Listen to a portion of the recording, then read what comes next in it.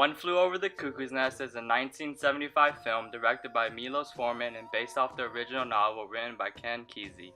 The film centers around a young criminal who fakes being mentally ill so that he will not have to go to jail. He deals with retaliation from the nurses as he breaks many rules in the common routine. Our group's thesis is, One Flew Over the Cuckoo's Nest was a cutting-edge, thought-provoking film that was enjoyable due to its ambiguous genre, innovative film form, complex use of symbolism, and enlightening mise-en-scène. One Who Flew Over the Cuckoo's Nest can be classified as a drama, however the film is portrayed in an ambiguous way, making it difficult for viewers to ascertain which subcategory it belongs to. The first subcategory this film could belong to is biography, which portrays the telling of one person's life or a group of people as well as having a tone of seriousness and intensiveness, which this film does because it is centered around McMurphy and his fellow patients as they go through their daily lives while dealing with the struggles of their mental disabilities. However, One Flew Over the Cuckoo's Nest cannot fit perfectly into the biography subgenre because the tone of attentiveness is often broken with comedy. The comedic effect is presented when the patients of McMurphy successfully steal a fishing boat while posing as doctors, contrasting to who they really are in the hospital. Due to the comedic elements usually presented in One Flew Over the Cuckoo's Nest, the second subcategory that could belong to is dramedy. However, even if the comical scenes found throughout the film, One Who Flew Over the Cuckoo's Nest, cannot be classified as a dramedy because the amount of dramatic and comedic events are not equal. Another subcategory that One Who Flew Over the Cuckoo's Nest could pertain to is tragedy, which involves the downfall of a character being attributed to a flaw he or she has. Even though McMurphy has many flaws seen throughout the film that could be led to his demise, it is not his fault that results in his undoing, but the actions of his friend Chief who decides to free McMurphy alongside himself. Unlike other dramas, One Flew Over the Cuckoo's Nest had an ambiguous classification for its genre because it cannot be established with its portrayal of individuals facing intense situations, showing their experience of comedic joy and the death of its main character. The film form of One Flew Over the Cuckoo's Nest was innovative because it was one of the first films to make a political statement by using a repetitive film form, while also adding a shocking ending that leaves the audience speechless. During the 1970s, much distrust existed between the United States citizens and the U.S. government. People felt that they were being forced to conform to a certain lifestyle in the United States, and in retaliation, many citizens led protests and a youth counterculture began.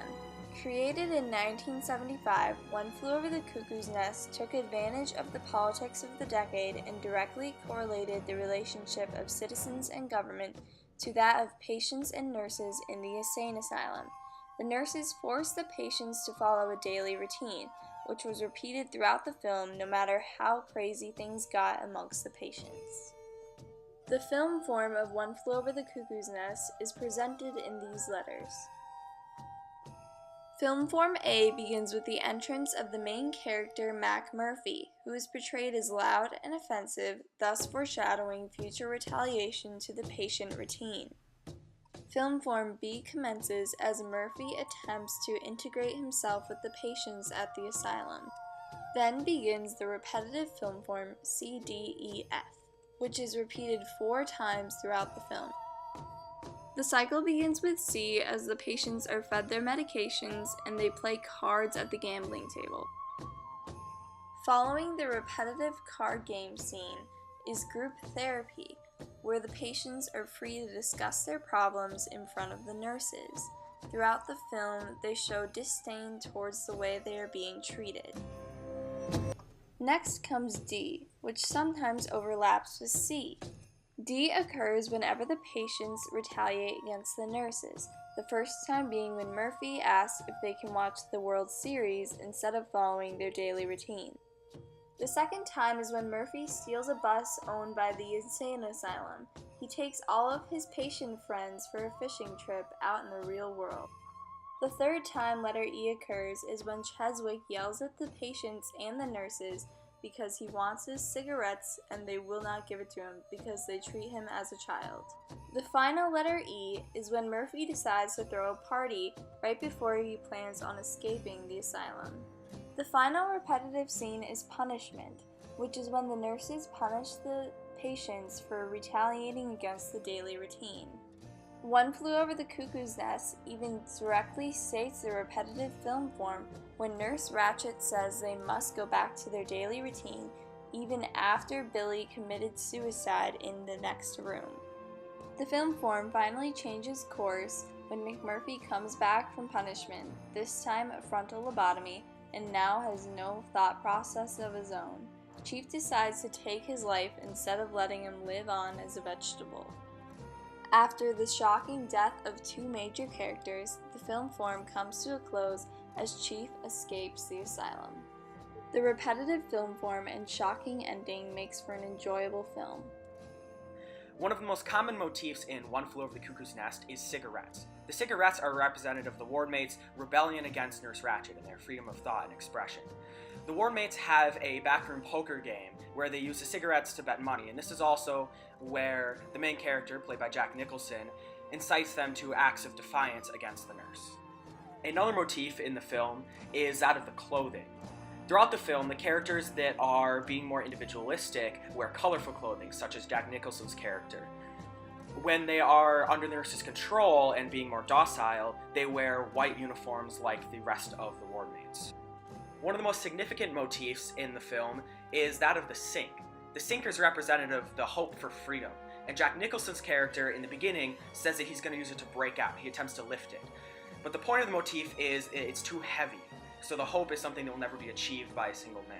However, at the end of the film, the character Chief uses the sink to finally break out after Jack Nicholson's character is lobotomized. The final motif we're going to talk about in this project is that of the glass. The glass is a constant barrier between the ward mates and the nurses. It's a representative of the separation between the two and the separation between the ward mates and the outside world. Later in the film, Jack Nicholson actually breaks through the glass, and at another point he also bribes the guards to let him through. This is representative of his rebellion against it, how he's still part of the outside world. The elements of mise-en-scène that are the most profound in this film are costume, staging, and acting. Costume is a very important and constant part of the film from the very beginning. Most, if not all, of the people at the hospital, both patients and staff, wear bland, patient-like clothing, all whites, off-white, yellows, creams, etc. When the main character, McMurphy, comes in, he's wearing normal clothes, jeans, a jacket, a hat, his classic appearance. This gives the appearance of normalcy, like he doesn't belong there. Throughout the film, all of the patients are dressed in pale colors while McMurphy stands out in his attire either with brightly colored shirts or his usual jeans and leather jacket. Staging is most relevant during the group therapy sessions. The usual staging of the therapy sessions is set with the patients in a semicircle with Miss Ratched and her sidekick nurse at the head or facing the rest of the group.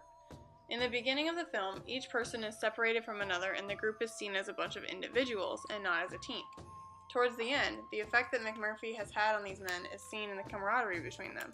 The scenes compose of multiple men at one time with Miss Ratched on the other side. This shows how McMurphy sort of molding them into a team and how Ratched is still alone. It also portrays the theme of rebels versus authority. The acting in this film is astounding and so it is memorable. The superior performance of this film jump-started the careers of many famous actors. For example, this film was the debut for the successful career of Danny DeVito, who portrayed the character Martini. Jack Nicholson, of course, is a fantastic actor, with many interesting roles to follow this film, but the performances of the side characters are not to be overlooked either. The most impressive performance was that of Brad Dourif, who played the stutterer Billy, as Brad is not a stutterer in real life.